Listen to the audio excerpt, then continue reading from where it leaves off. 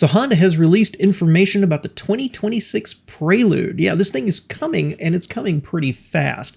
I am one of those that am kind of excited for the Prelude to be coming back, as somebody who's always regretted not having one back in the day. So does this live up to the hype? Let's take a look today at the exterior, the interior, the powertrain, and I'll give my opinions and concerns I have about the whole thing. Welcome back to All Cars Reacts to New Car News. I am John, and without doing a whole history of the Prelude, and as a matter of fact, if you would like me to do a history of the Prelude, let me know in the comments below. That'd be kind of fun over on the main channel.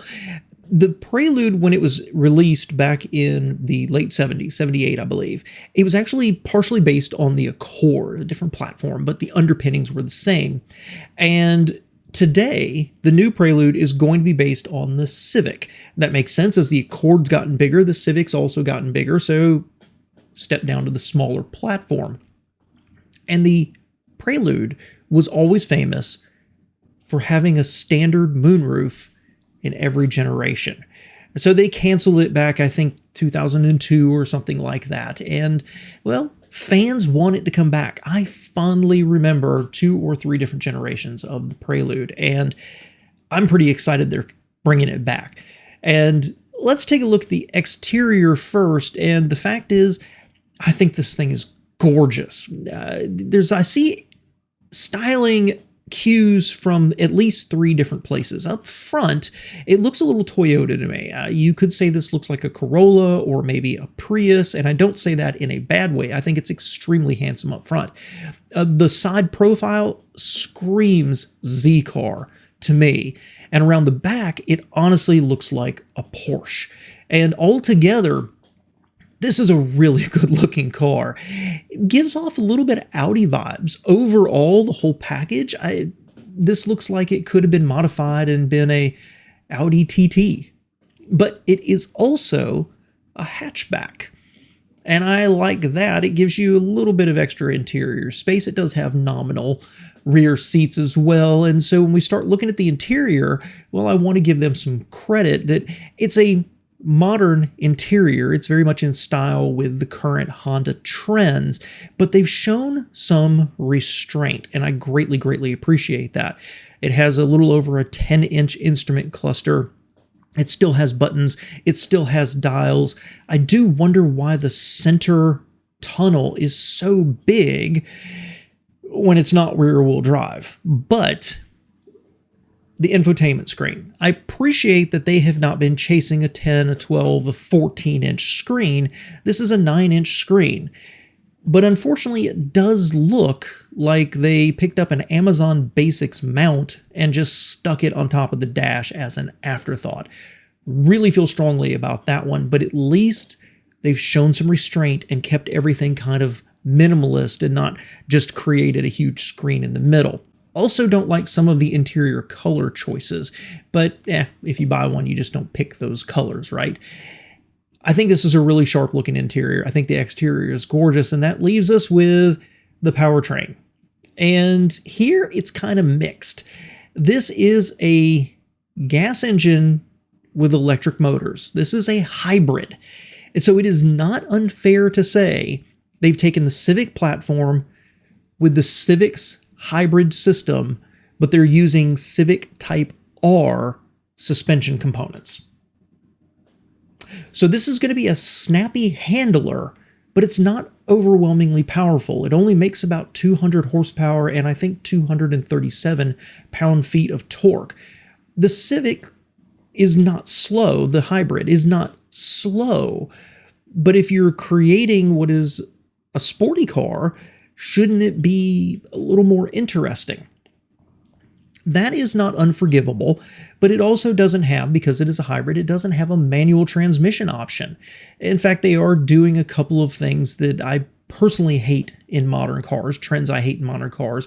It does have an ACvT, but they do have something called S+ shifting, which you can use paddle shifters and simulate a shifting transmission.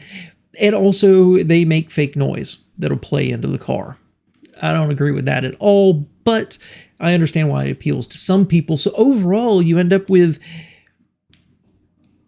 a sexy Prius. I don't know. I'm a little iffy on the whole thing, but the Prelude has always fallen into this weird place where it wasn't rear-wheel drive and it didn't compete with the Mustangs and the Camaros and the Supras or the RX-7s out there, but it also wasn't down below with the Mazda MX-3s or the Nissan Pulsars, NX-2000s, things like that.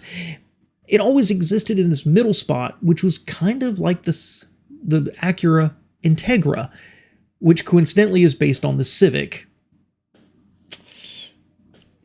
Is it worth it? Well, looking at the styling, I would much rather have this than an Integra or many of its other competitors. I think it's a gorgeous, gorgeous vehicle.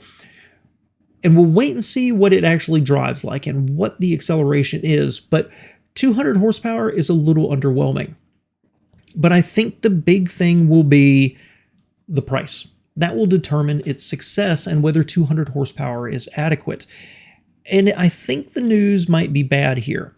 While Honda has not said specifically what they plan on pricing it as, outlets like Car and Driver are saying this is going to be in the 41,000, 42,000 range. I've read a couple of other things that are ranging anywhere from 38 to 45. That's a mistake. And here's why. Let's take the Toyota GR86. It's a naturally aspirated engine. It makes a little more horsepower, 215 if I remember correctly, but it starts in the low 30s. Looking over at Honda's offerings, the sedan hybrid starts at 29,300.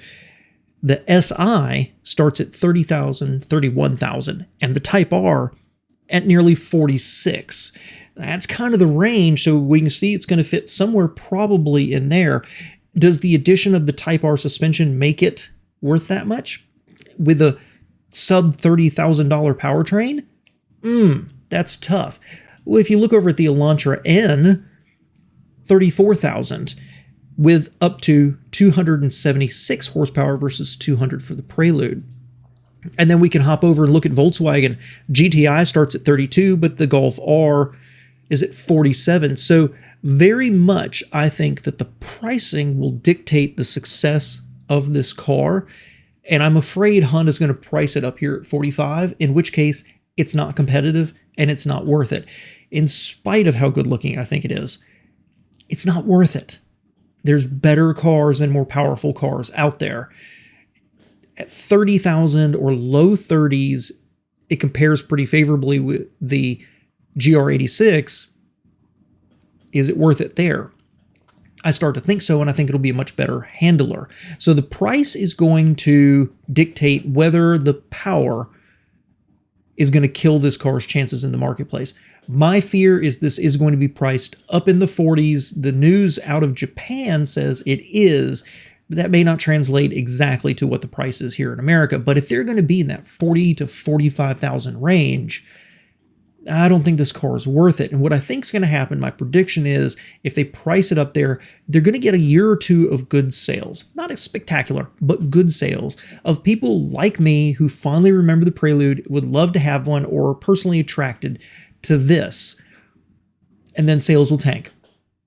It'll be canceled pretty shortly thereafter, and people will sit around and be like, well, people just don't want to buy cars anymore. Thanks for being here, spending a few minutes with me, but let me know what you think of the car, and did they get the balance right? Does taking a front-wheel drive Civic with the hybrid powertrain but putting the better suspension on it make it a true Prelude successor? And does it make it competitive with some of the other things that are out there? I've got my opinions. Appreciate you being here.